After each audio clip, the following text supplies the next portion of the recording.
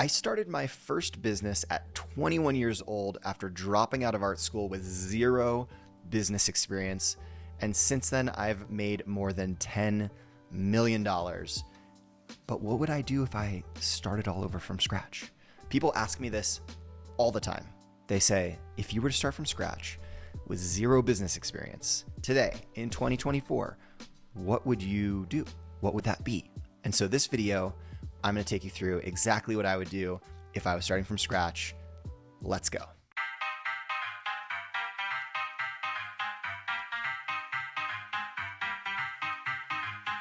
Okay, so before we dive in, there are 3 rules that we should lay out there up front. Rule number 1, it can't require startup capital. When I was starting out, I didn't have startup capital to invest. I didn't have a big pool of money to draw on. And so if I was starting all over again, whatever business idea we come up with, it can't require startup capital. Which leads me to rule number 2. It needs to produce $10,000 a month in profit within 6 to 12 months of starting the business. I know there are crazy numbers that people throw out there and like get rich quick schemes and whatever, but that's all kind of BS. I'm not trying to sell anybody a course here. I'm just trying to share what I would do if I were starting from scratch. And so I want my numbers to be really realistic. I want my numbers to mimic what I know is possible if I were to start over from scratch. So $10,000 a month in profit within the first 6 to 12 months. That's rule number 2. Rule number 3. This one's simple. It has to be a good business for someone who's just starting out, someone who's a complete beginner like I was when I was 21, and someone who doesn't have prior business experience, hasn't gone to business school, just like a total beginner, getting started, foot in the door, first company. So what would it be? So given all of that, what would the company be that I would start if I was starting over from scratch as a total beginner? It would be a services agency. Now, let me explain what I mean by services agency and give some more specifics, because that's pretty high level. More specifically, I would start a services agency that serviced an old school and well-established sector, something like real estate or financial services. I would be tempted to tell you that I would start something in the technology sector, but if I was truly starting with zero experience, I actually think the technology sector can be a lot harder than others because the bar is a lot higher if I'm servicing technology clients rather than real estate or financial services or some of these kind of more old school industries. Okay, so now you're probably asking, Eli, why? Why would you start a services agency? I've heard that software is great. I've heard that products are great. I heard that e-commerce is great.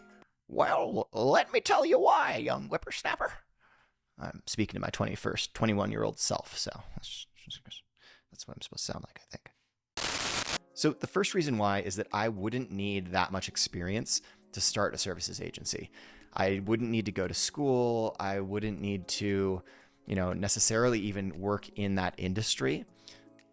Pretty much everything that I need to know, I'll be able to learn maybe 80% of it through research online. The other option would be to actually go work for an agency that does something similar or exactly the same as I'm planning on launching. Spend 6 to 12 months working there, probably a full 12 months would be about right. And then leveraging that experience, start my agency. But I'm scrappy. I don't have a lot of patience. I probably wouldn't do that. And I'm also a really crappy employee. So I would just do the research, pay attention to what people are needing in that industry, and I would just go for it. Okay, the second reason that I would start an agency has to do with the capital required to start the company. If I'm starting a software company or a product company, it's going to require a pretty big cash outlay up front. But with a services company, I can do the work initially myself. And then once I have enough revenue and demand from clients, I can hire my first employee and then my second employee and my third employee. And I can scale up my talent pool as the demand for the business scales up. I don't ever have to come up with money to invest in the business like a traditional business would require. In my case, I would do something to reduce my cost of living, because essentially that's really the only investment, if we were to think of it that way. I'd have to be able to cover my cost of living while I get this thing started, because I know from my experience that it's going to take 3, 6, maybe even 12 months to get this thing to produce that $10,000 a month in profit. And so there will be 3, 6, or 12 months where I need to have my living expenses as low as possible so that this is feasible. So how did I solve for that in the past? When I was 21, I quit my job waiting tables and I moved home into my mom's basement.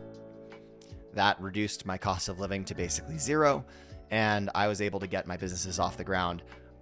I did something that I wouldn't recommend. I actually started these businesses using credit cards as the source of, basically to cover my living expenses, food and whatnot. I wouldn't do that again because I totally tanked my credit score, and that is a story for another time. But the point is, I would get my cost of living as low as possible to reduce my stress and also just make it so that I don't need startup capital to get this thing going. Okay, so the third reason that I think starting a services agency is the best move for a beginner, and what I would do if I was 21 all over again as an art school dropout, is that services businesses can scale to become very profitable very quickly compared to other businesses. I've scaled a services company from zero to more than $9 million in profit in just 4 years. And now my story is a little bit crazy and I had some unfair advantages, and I'll share those below, but it's still possible. And I started with zero. I started with zero experience. So it's doable, and I believe other people can recreate the success that I've had. Last reason that I would pick a services agency is that nobody cares about your background if you're delivering good work. Nobody cares if you went to school or where you went to school. Nobody cares what your job was before this. Once you have your foot in the door, as long as you are producing great work for your clients, that's all they care about. And that's all anyone will look for. So the barrier is a lot lower if you're like me and you don't have a strong background in business, or maybe you dropped out of art school or something just like me, or maybe you're waiting tables right now just like I was. So it just makes it a much more approachable business to succeed in. Okay, so those are some of the reasons I would start an agency, but I don't want to just paint a rosy picture for you.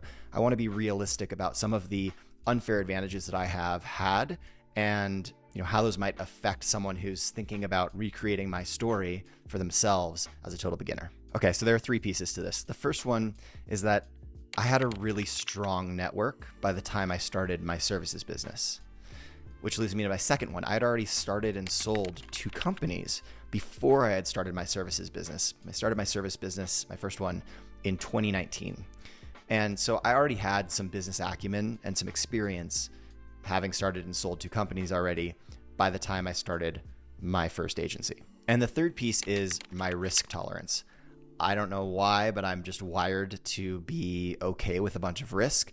I don't really see it as risk. I see it as the only path. It's the only option. When I was first starting out, I knew that if my company didn't work, I was going to go back to waiting tables, right? I didn't have a cushy job that I was going to fall into afterwards, or, a bunch of savings. Like, I was going to be back to eating ramen, working in restaurants. So there's no other option other than to succeed, other than to make something happen. And so for that reason, I have this incredible risk tolerance that allows me to take risks and tolerate discomfort for longer periods of time than many people are willing to tolerate themselves. So given all that, does that mean that I wouldn't start a services agency if I was starting from scratch? No, I still think, for all the reasons I mentioned earlier, that this is the fastest path and the best path for someone who doesn't have experience to get started, get their foot in the door, and start making decent profit in a reasonable amount of time. So that's what I would do if I was my 21-year-old self whispering in my own ear. That would be the advice that I would give myself. Obviously, there's a lot more to it than just what I covered in this video.